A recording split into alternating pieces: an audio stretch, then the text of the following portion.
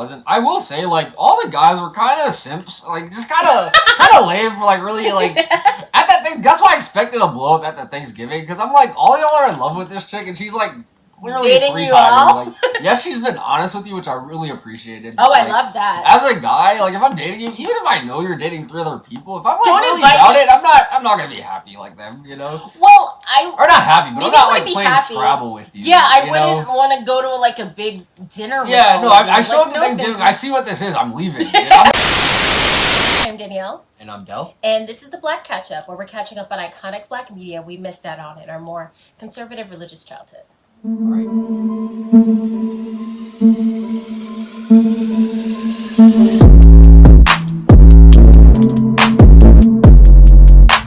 Today we watched She's Gotta Have It. She's Gotta Have It. Yeah. All right. And this is Spike Lee's film debut. Yeah.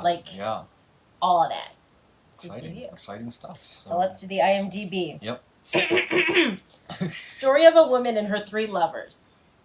Yeah, that's exactly what it was. That's exactly what it was. Yeah, this one was very... Yeah, the IMDb on this was like short and sweet. Yep. All right, so as usual, start off with things we liked about the movie. Yes. You want to start this one off? Yeah, I'll start it off. The first thing I said was just everything had a very film noir-esque feel because it was in black and white and just the whole subject nature of it. And it just... The movie was so beautifully shot.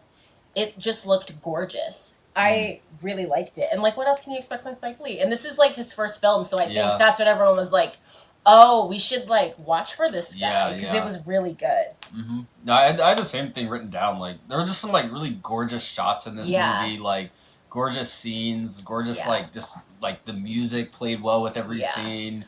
Like, some of the stuff that I really liked, one of the last scenes where Nola and Opal were on the bed after she breaks up with Jamie, that looked phenomenal.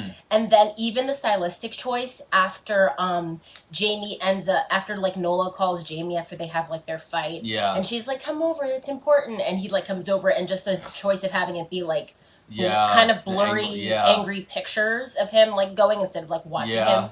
That looked great too. Yeah, and then even like having those scenes lead up to kind of that final scene where they are together and like that weird sex scene, like just very because he was asking her like I forgot what he was asking her in particular, but it was just kind of like with the whole theme of like she sees them almost as like a single entity instead of separate people. So like it was flashing into Mars and the other boy whose name I can't remember. Mars and Jamie and the greasy-haired guy. Yeah, Greer was his name. Because he was like cheese. Yeah. His name was Cheese. Yeah.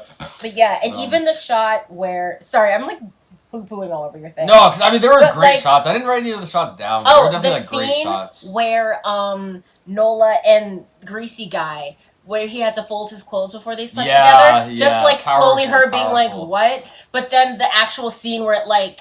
kind of like the rhythm is the shots. Like, that's the best way to describe it. But I thought that looked really good, too.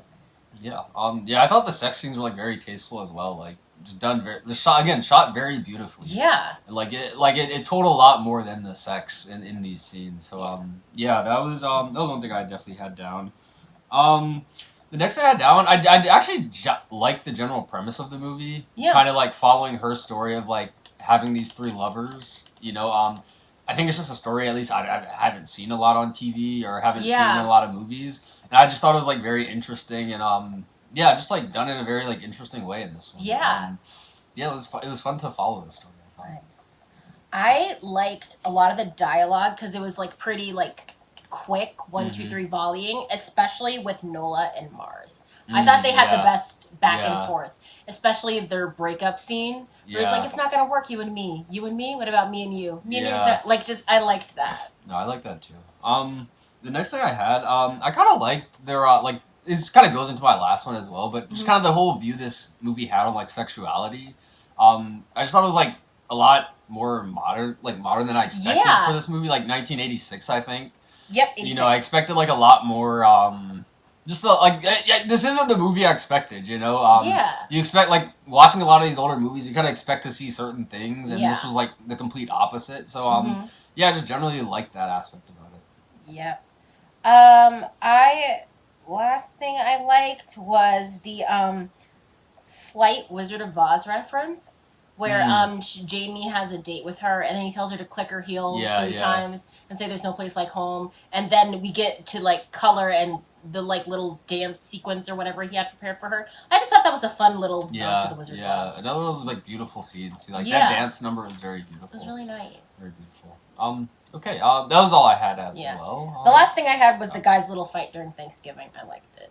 Oh, you liked it? Okay. Yeah, I like because it was one of those things where it was like a bunch of people uncomfortable in a room together. And it was kind of they had to be there, but they could not be. Mm-hmm. It wasn't like why are you guys here? Because like I knew why they were there. They were there because they wanted to be with Nola. But like it was kind of like you have to take the good with the bad, like that kind of thing. Where I understood why they were there, and I liked that they were uncomfortable while they were there. Okay, all right. Yeah. So I guess that's everything for the likes. Yes. Getting into dislikes. Yes. I guess I'll start this one off. I thought it like started off a little slow. Between like the opening credits being long and then just kind of getting into what the movie was. Yeah. It took a while to kind of get to really set the scene, and in the beginning, I honestly didn't realize it was all happening at once. I thought like she was flashing back and going in the present, flashing back. So like that little confusion, I kind of knocked a bit. It honestly wasn't that bad because once you like realize what's going on, it's like very then the movie goes on from there. But that was like the first thing I had written down. Yeah. The thing that I have written down is the characterization of Opal was just not there. She's her Nola's like lesbian friend, and that's neighbor. What she I don't know was who she in the was. movie. Yeah, that's exactly but I didn't like where she like forced herself on Nola because I was like, we're doing this now. Yeah. Because it's that like stereotype that all gay people are essentially like predators and you're not safe with your gay friend or something like that. Yeah. So I was like, why are we doing this? But yeah, that was the one thing. Like there were actually a few more because I mentioned like I liked how they did the sexuality thing. Mm-hmm. That moment was the one I had a problem with, and then the whole everything with her therapist, her going to therapy, I thought that was just kind of like weird, because like I guess she was told to go because the greasy guy thought she was sick because she was having a lot of sex, and I couldn't tell what the therapist's stance was on that because it seemed like she was telling her like, yeah, you should tone it down. You're probably having too much sex. But then, like, they did some cutaways where she was like, she's a normal person, healthy person. So I get that more of confused me more than me not liking it. But it just like I didn't really get what they were supposed to be doing with that part there. Yeah. I don't know if this is a dislike, but it's just something I wrote down. The scene where all the women come in and scream at Nola. First of all, I couldn't tell. In the dream. Yeah, that's what it was. I couldn't tell if it was a dream or not. Yeah, it was definitely a dream. Yeah. But then 2, it was kind of like I liked and didn't like it. Mm-hmm. Because it's kind of that like juxtaposition of like, because you said this one is very like sex positive, more or less, about women owning their sexuality, and then there's that where it's kind of like the outside world talking. So it's not something it's like I understood why it was there, but I don't like it as a general thing. That's what it is. I don't like the general thing bursting my movie bubble where she's just doing her thing and not hurting any. Well, she's emotionally hurting people, but she's more or less not hurting anybody. But then they come in like, they bring that in to like give her like that guilt kind of thing. Yeah, even though she didn't really need that. Yeah, and then that thing of just in general never blaming the man. Yeah, where it's like, you knew he was with me. Like he's the one in a relationship with you. I'm not in a relationship with you. You need to tell Jamie. Yep. Okay. The last thing I had honestly wasn't really something I didn't like, but I will say this did affect my rating in a sense. This movie was very much artistic. Yes. And to me it just wasn't that as entertaining as it could have been. Like you even mentioned like that Thanksgiving scene at the dinner table. Well, like I did appreciate the tension there. I thought it was like much more of an artistic tension than like a funnier, more entertaining tension. Like thinking of like some like the holiday movies you've watched where they have that like big scene at the dinner table, where like there's like explosions. Yeah. And considering like these 3 guys are all like dating the same girl, like I kind of expected a little more of an explosion. So just and then did I have just like I don't know, like in general I like my movies a little more entertaining. This one was definitely on that artistic slant heavy. Which honestly isn't that much of a problem. Like I still did enjoy the movie, still thought it was a good movie, but I would have preferred a little bit more like on the like pure entertainment, I guess. Yeah, it was a little light on the comedy. Yeah, very yeah. Like I think the moments with like Spike Lee were pretty funny, but like the rest of it like just wasn't that funny. Yeah. All right, but I get what you mean. Yeah. Is that everything for you too? That's all I have. All right, so ratings. Yes. You want to start this one off? I'll start this one. So I gave this one a 3.5 out of 5. You mentioned it being an artistic movie, and I think that's how I'm viewing it. I like it for what it is, and it's not really a romantic comedy when you kind of like boil it down. Yeah, no, it's not that funny, and it doesn't have the like typical marks of a romantic comedy. I don't even think it's a comedy film.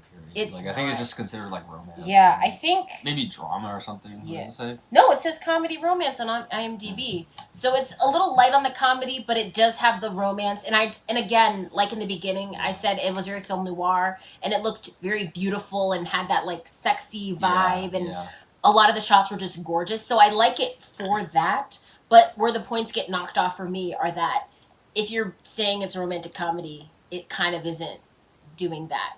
It's not even not just doing that. It's not even not just doing the romantic comedy. It's also not like flipping it on its head. It kind of is flipping it, but it's like doing it really heavily artsy. I will say I don't know if the Wikipedia one has comedy in there because again, like I didn't think it was a comedy at all. It might, but yeah, it says a comedy drama. Oh, okay, never mind then. Yeah. Yeah, once you had comedy, I need it to be a little more funny. I need a little more funny. Yeah, okay.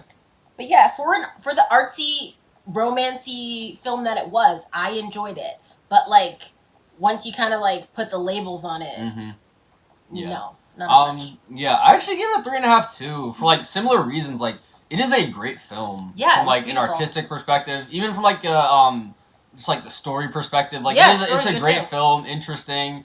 Again, like I think it was hard to find flaws with this movie. Aside from like personal preference type flaws, that's what it is. And so that's why I think like it still it'll get a good rating because like it was a great movie, great time watching it.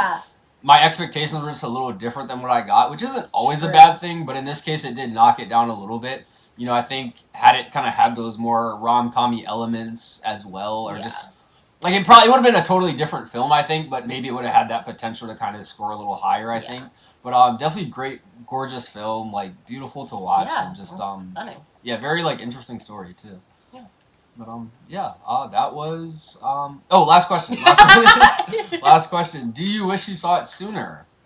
Mine is a strong no because the time that I saw it is pretty good for me. Okay, all right. Mine was a soft yes. I just liked kind of how artistic it was, and then I did like kind of how they explored sexuality a little bit. I would have liked that, I guess, a little earlier in my life, in a sense. Yeah, so it's like a very soft yes, like maybe not more than like a year or two ago, I guess. But I could have seen myself watching this in film class when I had to like pick a movie to dissect. Yeah. I could have picked this one. Could have been a good one. I did Pulp Fiction and got a really good grade. But... Oh, nice. But yeah, that was She's Gotta Have It. You know? Yes. So YouTube housekeeping, like, comment, subscribe. Ring the bell for notifications. If you have any suggestions for us, you can leave them in the comments down below. We do movies on Tuesdays and Fridays, and on Sundays we do music and TV. All of our socials will be linked in the description down below, and we'll see you next time to catch up. Bye.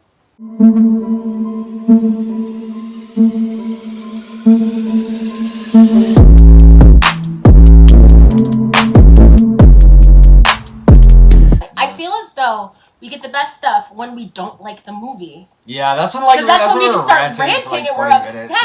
Yeah. And the only thing was the buffering and stuff like that, but that's not the movie's fault. That has nothing to do with the movie. That had nothing to do with it. So like we rant about our buffering, but that's not funny. Yeah, ranting about like the fact that what was her name? Angela Bassett and Tate Diggs shouldn't have been together, and Stella's got her groove back. Like that's different. Yeah.